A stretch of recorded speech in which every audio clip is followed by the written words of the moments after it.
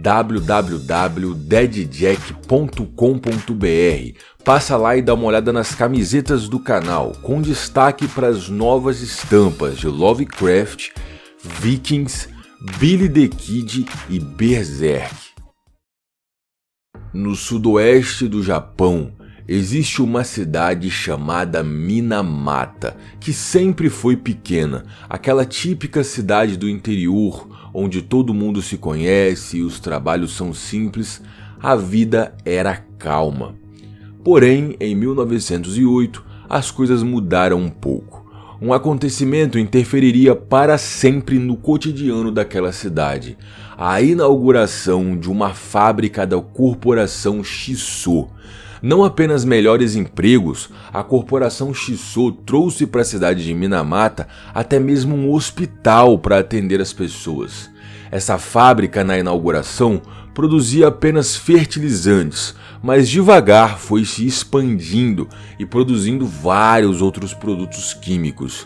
E o sucesso da fábrica parecia ser um sinônimo para o sucesso da cidade. As coisas chegaram num ponto onde 1 a cada 4 pessoas empregadas na cidade era da Shiso. Mais da metade da receita gerada pela cidade vinha da corporação e de seus funcionários. A soberania, a importância dessa fábrica na cidade era indiscutível. Senhoras e senhores, eu sou o Dead Jack e espero que esteja tudo bem com cada um de vocês. Com esse cenário finalmente apresentado, é agora que começa a nossa história sobre o mal que surgiu na cidade de Minamata. Quase 40 anos após a chegada da corporação Shiso em Minamata, casos estranhos começaram a acontecer na cidade. A primeira fagulha dessa história macabra acontece em 1956. Uma garota de 5 anos chega ao hospital da fábrica. Essa garota parecia ter perdido o controle do corpo. Ela havia perdido a capacidade de andar, de falar, começou a ter convulsões e poucos dias depois, a mãe retorna ao hospital, agora trazendo a filha mais nova também e com os mesmos sintomas. E em coisa de 1 semana, 8 pacientes diferentes já estavam hospitalizados.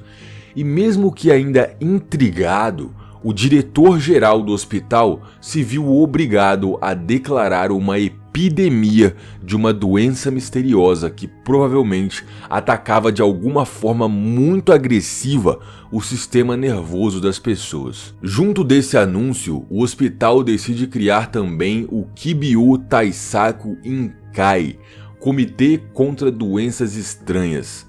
Como não dava para internar todo mundo, as vítimas passaram a ficar isoladas dentro de casa.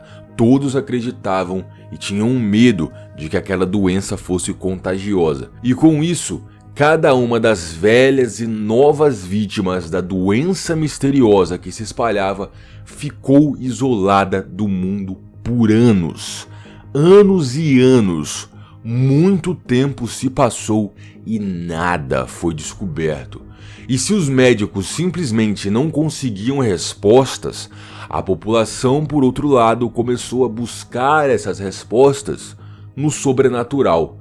As pessoas comentavam sobre o mal de Minamata, uma maldição sem cura. Afinal, uma vez doente, a pessoa trancada em casa nunca mais era vista, nunca mais melhorava. E essa parte, senhoras e senhores, é verdade. Não havia cura, não havia nenhuma melhora. Uma vez doente, o corpo da vítima jamais voltava a ser o que era. E como se isso já não fosse ruim o suficiente, em determinado ponto a situação foi piorando. Os gatos da cidade começaram a se comportar de maneira estranha. Babavam, tinham convulsões, se tornavam agressivos e morriam, aparentemente do nada. As algas do mar não cresciam mais. Corvos e outros pássaros simplesmente caíam do céu. Os peixes flutuavam mortos sobre a água do mar. Com tudo isso acontecendo, o Comitê contra Doenças Estranhas percebeu, talvez já muito tarde, que precisavam tomar uma atitude.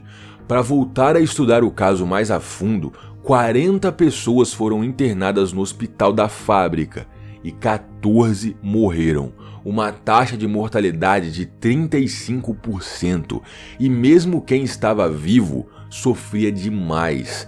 Cada vítima tinha vários problemas em vários órgãos, incluindo o cérebro, fraqueza muscular geral, danos à audição, visão e fala, insanidade, paralisia, coma e, consequentemente, a morte. E por fim, de alguma forma, a doença também passou a atingir os fetos. A situação estava pior do que nunca. O comitê decide chamar a ajuda da Universidade de Kumamoto. Kumamoto é uma cidade vizinha de Minamata. E enfim, aos professores e cientistas da universidade chegarem em Minamata, eles começam uma investigação, não apenas para entender a doença, mas de onde ela vem. Montam perfis dos pacientes, buscando por semelhanças entre eles.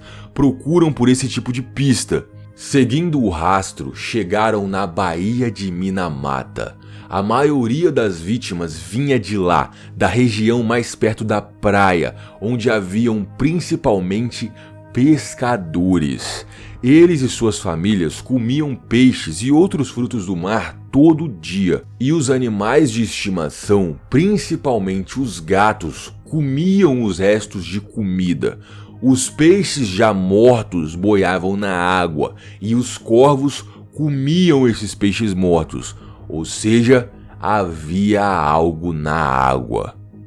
A partir disso, bastou um teste de laboratório para descobrir que a água estava extremamente poluída, com metais pesados. E quanto mais se aproximavam de um ponto específico no mapa, mais poluída a água ficava. Esse lugar era onde ficavam os tubos de despejo da fábrica. Imediatamente os fantasmas foram embora. O povo abandonou as superstições, entendendo que o suspeito era claramente a fábrica. Chumbo, manganês, arsênio, talho e cobre eram usados na produção de vários produtos químicos dentro da fábrica, mas o causador do envenenamento das pessoas era o mercúrio. O mercúrio é um metal tóxico e altamente nocivo para o corpo humano. Todos aqueles problemas e sintomas listados agora há pouco são consequência de um organismo humano absorvendo de alguma forma o mercúrio. E para vocês terem uma ideia, na área em volta dos despejos da fábrica, o nível de mercúrio na água era tão grande, mas tão grande, que a mineração era possível. Haviam 2 quilos de mercúrio a cada tonelada de água. E não pensem que é um exagero. De fato, mais tarde na história, a fábrica da Shiso passou a recuperar e vender o mercúrio puro retirado daquela lama. Depois de todas essas descobertas, o próprio comitê, que não sabia de nada disso, recebeu ordens do alto escalão da fábrica para quebrar os laços com os cientistas da universidade. Mas isso não fez diferença e a universidade continuou a investigação por si só, obviamente. Porém, com muita dificuldade, porque a fábrica não colaborava mais com nenhuma informação, nem se pedissem. Nesse meio tempo, houve até experimento cruel de cientista maluco dentro de laboratório. Um homem da Shiso reuniu vários gatos saudáveis e começou a alimentá-los com comida banhada com as águas contaminadas da fábrica. 78 dias depois, alguns gatos começaram a apresentar os vários sintomas da doença, que já não era mais misteriosa, e um exame, por fim, apontou que claramente aquilo se tratava de envenenamento por mercúrio. Isso seria o suficiente para pôr um fim na história, Mas lembrem-se que a experiência foi feita por um dos homens da Shisou, que não revelou esses resultados para ninguém. Na verdade, após a morte dos primeiros gatos, a corporação ordenou que o homem parasse imediatamente a sua pesquisa. De qualquer forma, a essas alturas, era mais do que óbvio o que estava acontecendo.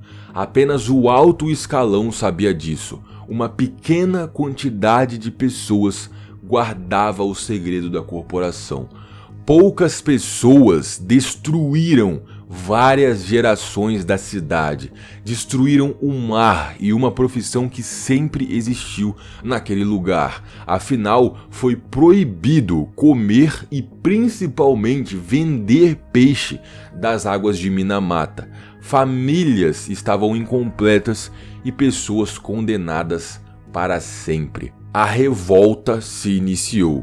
A indignação da população, a cobertura da mídia, até mesmo protestos ambientalistas em todo o país e declarações de cientistas de outros lugares.